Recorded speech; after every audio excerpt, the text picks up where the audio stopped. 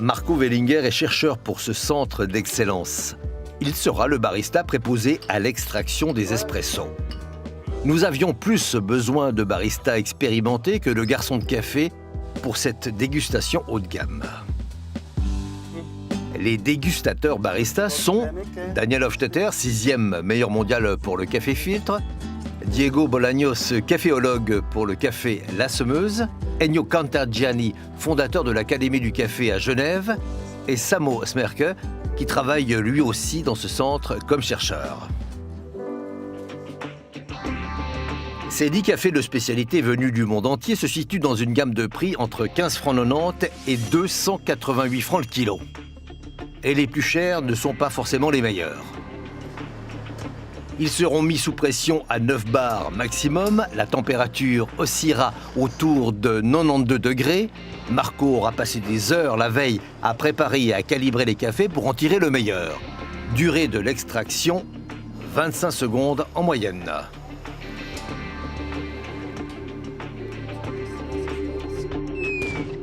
Classé 10e, ce Capitaine Cook d'Hawaï, torréfié par Pausa Café au Tessin, obtient la note de 6,3 sur 10.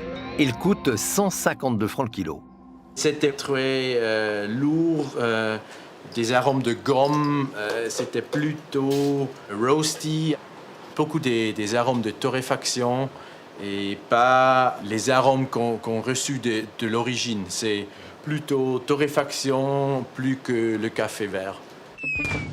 À la 9e place, noté 6,6, ce grain noir d'Inde, acheté sur grainnoir.ch, un des moins chers du test, 22 francs le kilo.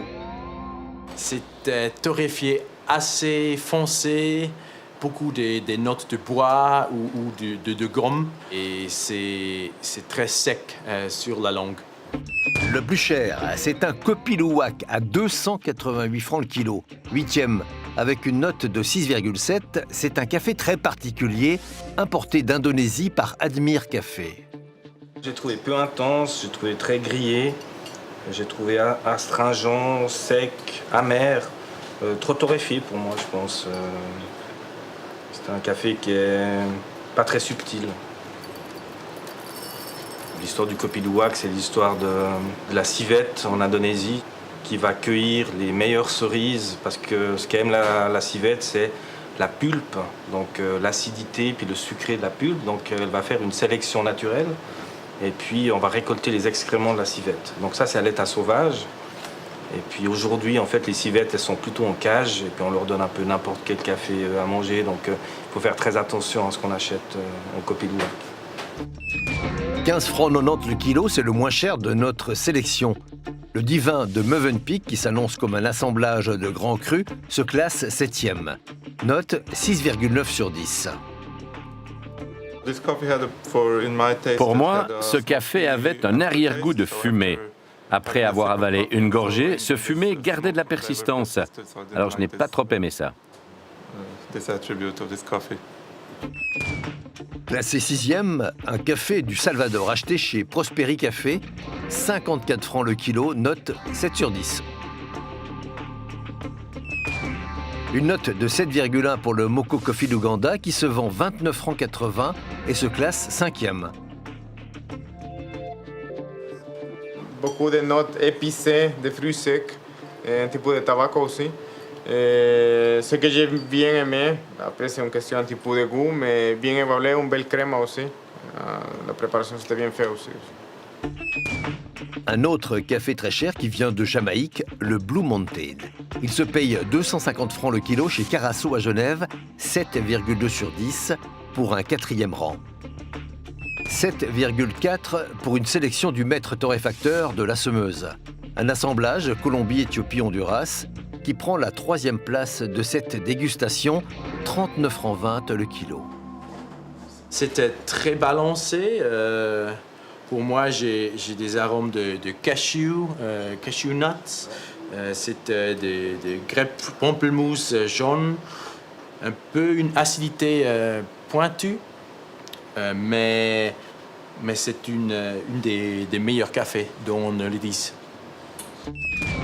Acheté 28 francs 20 le kilo au magasin Le Topinambour de Lausanne, Le café Capucas de Saldac vient du Honduras. Il est noté 7,6 et se classe 2e. Je trouvais qu'il avait des notes florales, qu'il était complexe, qu'il était vraiment qu'il était très doux, très peu amer, très peu astringent. Donc c'était un café qui pour moi correspondait un peu à cette nouvelle vague de café. Une note de 7,9 sur 10 pour le numéro 1 de cette dégustation.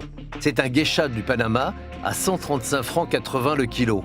Il est torréfié par les cafés Trottet et a vraiment fait l'unanimité chez nos dégustateurs. On a eu une acidité assez complexe, une café très fruité, des cerises, des fruits citrus. Et ça, c'est quelque chose que je boirais aussi à la maison.